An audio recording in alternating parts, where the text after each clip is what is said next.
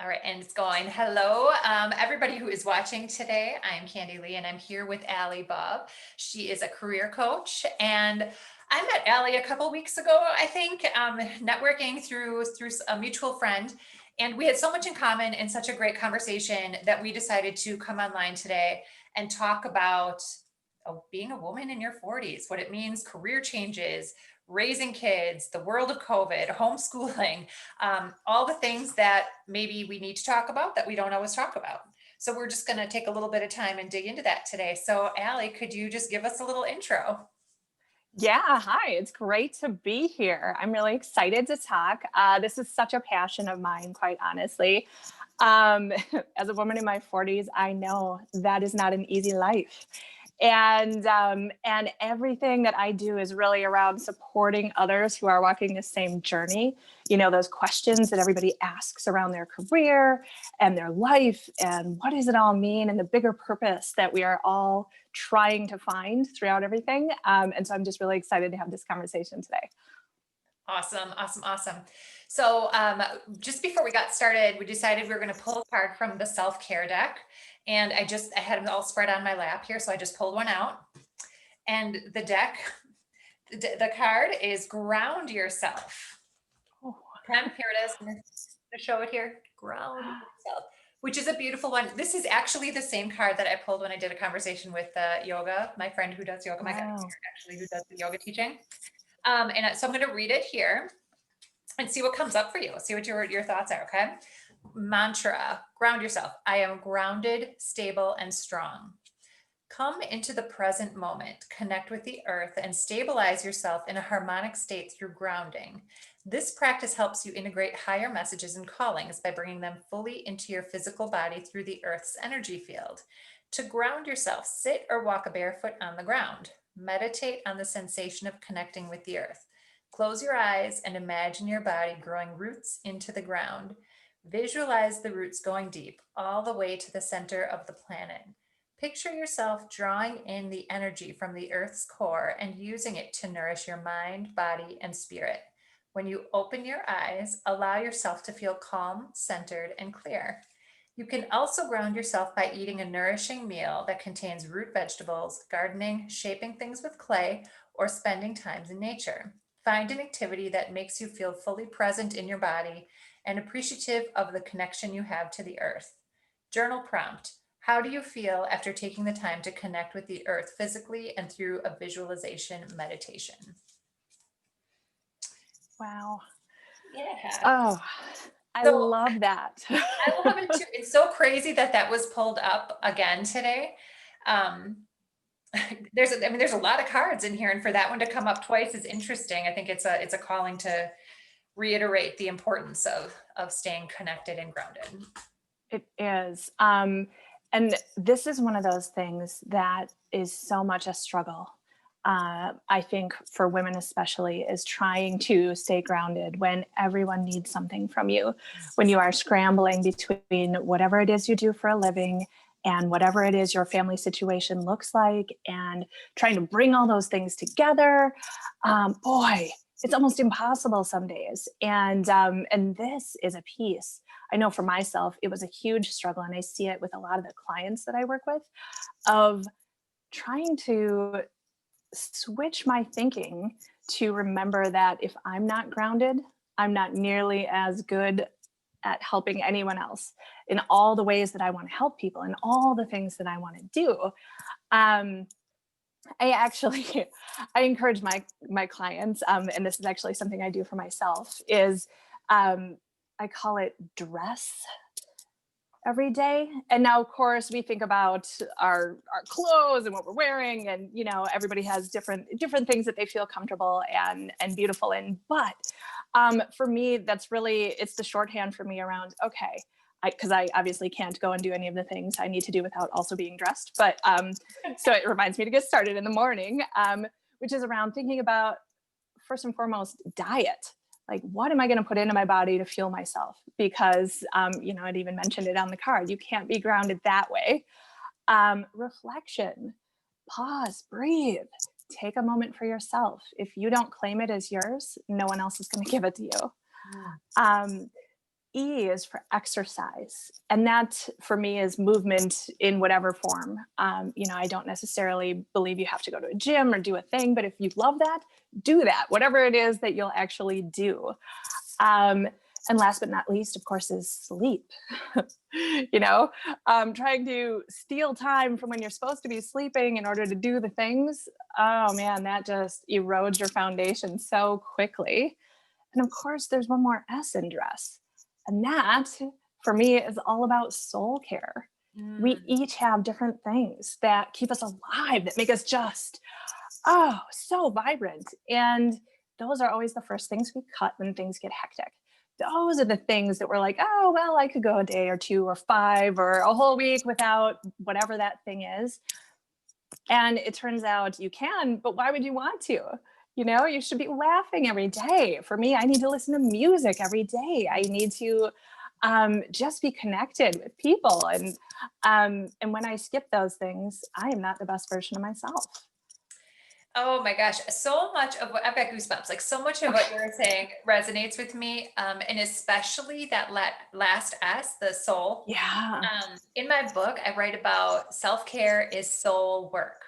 Oh, I love it. Yes. Like self-care is whatever you need it to be in that moment. Don't get me wrong. Like if that's a manicure for you today, like go get your manicure.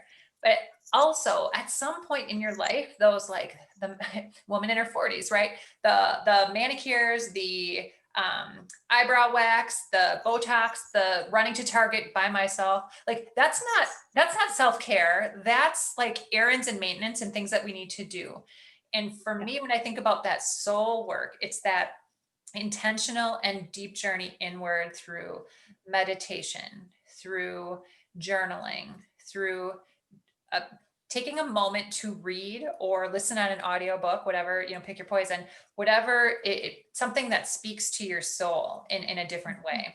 And I think that when we're in the muscle and hustle and the grind of all of it, we can mistake the maintenance things for self-care because of things that are advertised to us. So that being grounded and knowing that like, hey, sometimes we need more than a half an hour in the manicure pedicure chair. We need a little bit more for our souls.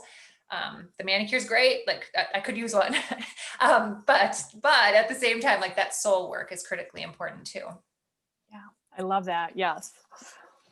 Oh my goodness. So good. So good. So tell everybody a little bit about what you do or some tips or common things that you help your clients with as a career I coach. would love to.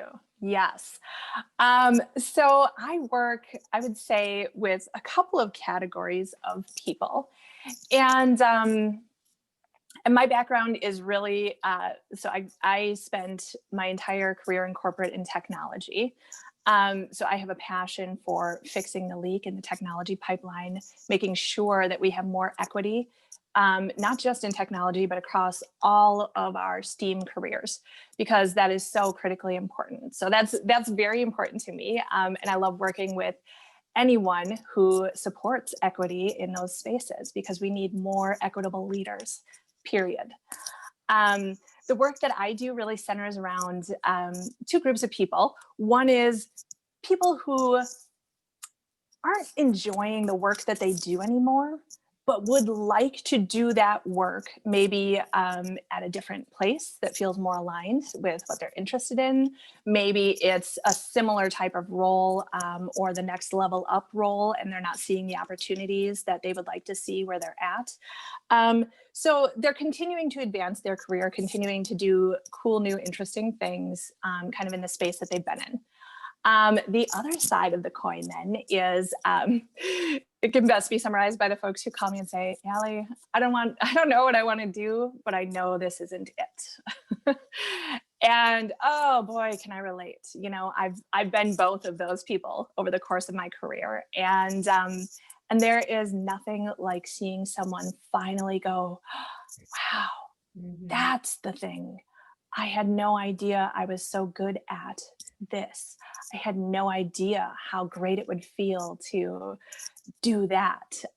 Boy, it is amazing to watch because it transforms our homes, our families, of course, our workplaces, but especially our world when people aren't miserable anymore, when they can actually be themselves. I love that. So For women in their 40s specifically, a lot of us are potentially going through relationship changes, Mhm. potentially going through family changes where we might have one child leaving the home right now, or maybe it's our second, or maybe we're becoming an empty nester, or I know some women our age who are like, nope, now I'm taking a break from my career and I'm going to raise my kids now. So like the 40s are an interesting, interesting spot to be in. And in addition to that, we have COVID, of course, where the world has changed. We're feeling a little bit more isolated. And I can imagine how all of those complications for a woman in her 40s is disruptive to your peace of mind at work. Like you said, whether it's I'm not doing where I'm valued or what I'm valued, it's I'm not doing the things that I'm valued for, or I am not being valued by the organization potentially, or I don't feel it. I don't feel that connection. And so, what are some things that I know you and I have both had some unique experiences around that, but what are some triggers or things that a woman in her 40s might look at or feel or be experiencing that would say, hey, it's time to explore a new opportunity? So one of the easiest ways to know is if you're waking up with a sense of dread on Monday morning, that is a really good indicator that you are not quite in a good fit for you. And there's a lot of logic that will try to apply this situation and say, well, but on paper, it's a great job and it's got these benefits and, it has this career potential and all of those things. And yet, the piece that we fail to recognize is, yeah, it's a great job. It's not a great job for me, or it's not a great job for me right now based on where I'm at in my life. We are so sometimes almost afraid to believe that there could be something good, something actually fun that we enjoy that lights us up inside, and have sort of resigned ourselves to, nope, it's got to be just this shuffle from place to place, and kind of a ever increasing sense of, I don't know, either misery sometimes, or it's almost like a deadness inside where nothing feels anymore. And they're hard feelings. And that's not the sort of thing that you run into work and you announce to your boss, I feel dead inside. Let's talk about it. Right? we Say that. so Do what do not you say do? that. So you feel like you've got to just push those feelings down and ignore it, suck it up for a week. Maybe next month, next quarter, it's going to improve. But it doesn't improve. It doesn't change. It doesn't get better because nothing else has changed. We haven't done anything to make that change.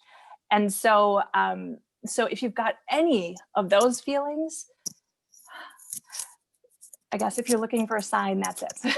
Right, right. So, okay, so let's just hypothetically say, I'm listening to you say this right now, and I'm like, that is me. I'm feeling the sense of dread on Monday mornings and Tuesday mornings and Wednesday mornings.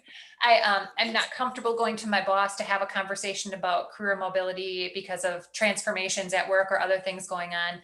And I might want to hire you as my career coach, or I might want to hire somebody as my career coach. I'm not sure I want to do that quite yet. What's a step I might be able to take on my own to that kind of interim step so that I can Yeah, start to think about things? absolutely. One of the things that I encourage everyone to do is to start paying attention. Mm. We become so so blind and numb to all of those things that are happening at work and in life, and to start to feel the good and the bad. I was the queen of numbing behaviors for a long period of time because it wasn't all good feelings, and I wasn't sure that that was okay. And so just paying attention to those things, because it might not be everything at work. It might be simply a coworker that saps your energy, and every single interaction with them feels like torture. Start to pay attention to, when are you feeling those feelings? Is it the dread of all of the tasks that you are assigned that you're responsible for? Is it maybe just one thing? Sometimes there are ways where we can take the situation that we're in and find a way to work with it. It's a lot easier to go to your boss and say, hey, you know what? I really don't get any energy and don't do a great job filling out that report that you need from me. but I know somebody else who's great at it. Maybe we could transfer some work. Sometimes it's a really simple fix, and all of a sudden you stop dreading and start enjoying. Sometimes it's like, oh boy, when you look at that list, you've got a really long list of things you don't enjoy and almost nothing that you do. But that's another great indicator, because that helps you see a place that isn't a good fit. And that can start to guide you towards, well, what would be better? If it's not this, that's at least a clear indication. Love that. That reminds me of just being in presence, like just be in presence. One of the phrases that I use too with my clients is, life doesn't happen to you, it happens through you. And Mm, so you have to really come into presence and feel what is being felt in your body. Manage your thoughts, manage your mind, understand that those thoughts they're part of the programming that you have, challenge your ideas, think differently, and then take action with what's aligned in your soul, what's aligned in your heart. And that's something else that we'd been just talking about too. Like, X doesn't feel quite right. I think I have to go with Y, even though X might be okay. That's great, but I feel like Y is the right choice right now. So I'm going with that, which also brings us back to really grounding yourself, yeah, it ironically, does. right? Yeah, it does. In order to be in presence, to stay grounded, and to take good care of yourself. So can you recap the DRESS acronym for us, and then let everybody know how to get a hold of you? Yes, I would love to. All right, so we'll go back through them really quickly. The D is for diet, making sure you're putting in good fuel. R is for reflection and giving yourself that time to really think. E is for exercise and making sure that you're moving your body. S is all about making sure that you're sleeping all of the time that you should be sleeping. And that is different for each of us. Sometimes it takes experimentation to know. I used to think, oh, 5 hours is fine. That'll be enough for me to get through a day. And my body functions so much better. I'm a better human all around when I get more than 7 hours of sleep, usually closer to the 8 hours. Everybody's got a number, find yours. And last but not least is that really important S that we are both so aligned on, which is all about soul care, making sure that you're doing the things that you enjoy, that you find meaning in, that light you up inside. Absolutely. And for anyone who wants to reach out to me, you can find me at workauthentically.com. You also can find me, of course, on LinkedIn. And I would love to connect with more people there. I share weekly tips and all sorts of advice, all things career, basically. So would love to carry on a conversation with everybody. Fantastic. Thank you. And I will just close up by saying that my book, Finding Life in Between, is a journal about the commonalities and the things that we as women all go through in life. Some very raw, personal, and authentic things shared in there that we don't always take the time to talk about, but we can talk about, and it's a safe place to talk about it. So feel free to find that book at findinglifeinbetween.com. It's available at Amazon in paperback, Kindle, and audio. And as a gift for anybody who's participating in these calls, I do have a quiz for your clients, for anybody who's listening. It's called lifebalancequiz.com. It's free. You can hop on there, take a look at it. It really just gives you kind of a snapshot moment in time of how you're doing across your life balance in your financial, spiritual, social, intellectual, etc. In all those different buckets. It takes 5 minutes, and it's just a quick, easy tool to use. So I love that. That brings back the grounding one more time. It does. It does. That's our theme today. Well, thank you so much for being here. I appreciate your time so very much, and I'm so grateful for you. Thank you for having me. All right. Talk soon.